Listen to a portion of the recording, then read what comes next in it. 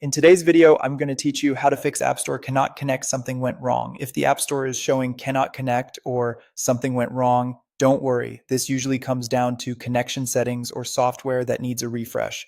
Follow along and try each solution in order. First, refresh your internet connection, open settings, tap Wi-Fi and turn Wi-Fi off. Wait about 5 to 10 seconds to let the radios fully power down, then turn Wi-Fi back on. Confirm your iPhone reconnects to a stable network with internet access. If the issue persists, switch temporarily to mobile data to test whether the problem is limited to your Wi-Fi, then switch back. This quick network reset often clears temporary glitches between your device and Apple's servers.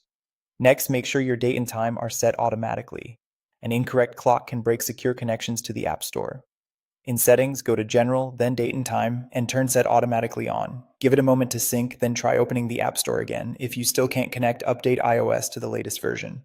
Outdated system software can cause compatibility issues with App Store services. Open Settings, tap General, then Software Update. If an update is available, download and install it. Keep your device on Wi-Fi and plugged in if possible, and once the update finishes, restart your iPhone to complete the refresh. If you use cellular data, make sure the App Store is allowed to use it.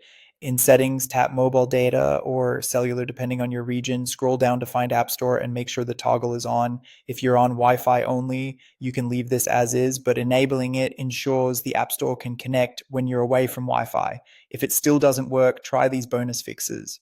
Restart your iPhone to clear lingering background issues, then sign out of your Apple ID in Settings and sign back in to refresh your credentials with the App Store. As a last resort, reset your network settings by going to Settings, General Transfer, or Reset iPhone. Reset, then Reset Network Settings. This removes saved Wi-Fi passwords and known networks, but it does not delete your personal data. After the reset, reconnect to Wi-Fi and test the App Store again.